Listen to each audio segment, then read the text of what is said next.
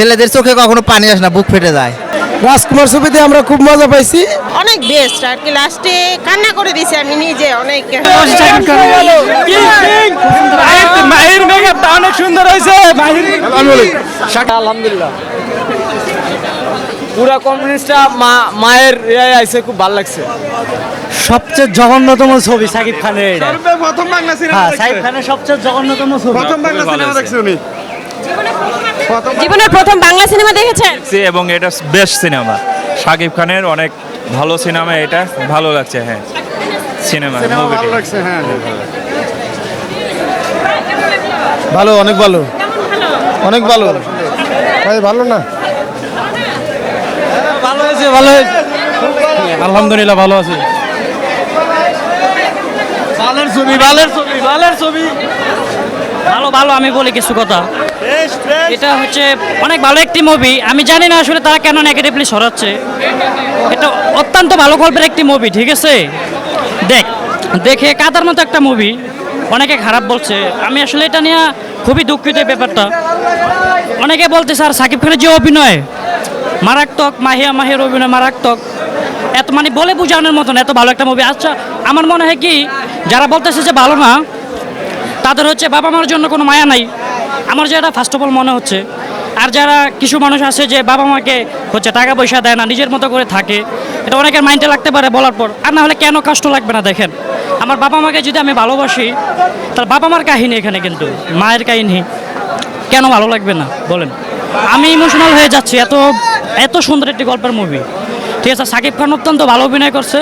আমরা এটাই চাই বস, আমাদেরকে আগামীতে এত ভালো ভালো মুভিগুলো উপহার দেখ। ঠিক আছে, হ্যাঁ হ্যাঁ, আরও চাই। আপনার কি মন্তব্য? তুফান তো বসের মারাত্মক ছবি হবে, এটা তো অলরেডি বুঝে গেছে যে শুটিং অলরেডি শুরু হয়ে গেছে ভারতে। তো আমরা অনেক আশাবাদী এটা আরও বেশি ভালো হবে, দরদ ভালো হবে।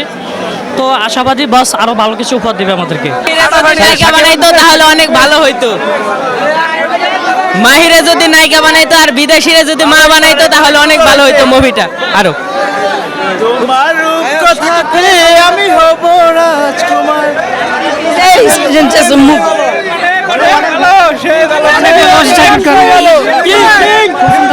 মাহির মেকআপটা অনেক সুন্দর হয়েছে।